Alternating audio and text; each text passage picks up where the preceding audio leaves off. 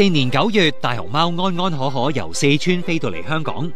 兩位超級 VIP 搭嘅特製運輸箱光線充足，通風良好，一路保持住20度恒溫。呢一趟安全舒適嘅行程，印證咗香港世界級嘅物流溫控水平。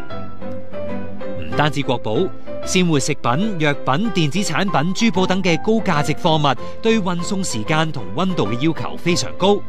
而香港一流嘅物流程序同溫控能力，就提供咗最強嘅保障。港口方面，香港憑借自由港、清關快、效率高嘅優勢，每年處理35萬個進口冷藏集裝箱，為本地同鄰近市場供應豐富嘅生果凍肉。機場配套亦都設有零下28度到25度嘅倉儲專區，嚟配合唔同貨品嘅溫控需要。而家香港機場已經攞到4項特殊貨物空運嘅行業認證，位居全球首位。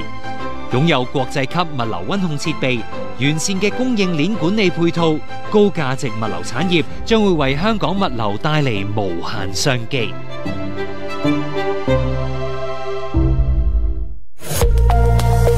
融入國家發展，鞏固國際優勢，團結香港，聯通世界。